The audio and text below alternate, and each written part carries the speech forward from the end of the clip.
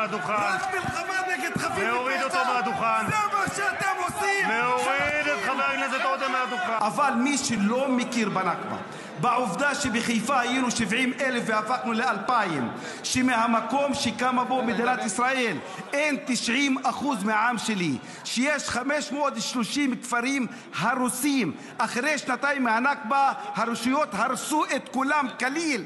זה מכחיש היסטוריה, זה מכחיש נכבה, זה בן אדם שאין בו מוסר, זה בן אדם שאין בו מוסר ולא רוצה לבנות אזרחות נכונה.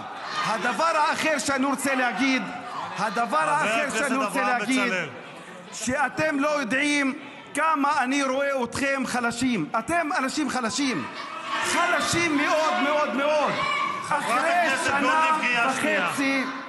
אחרי שנה וחצי על מלחמה שהרגתם בה 19,000 ילדים, 53,000 תושבים, הרסתם את כל האוניברסיטאות, את כל בתי החולים, ואתם, אין ניצחון פוליטי. אתם מרגישים שאין ניצחון פוליטי, לכן משתגעים. למה אתם משתגעים? למה אתם חלשים? למה אתם עצובים? למה אתם לא שמחים? למה? בגלל שאין הישג פוליטי.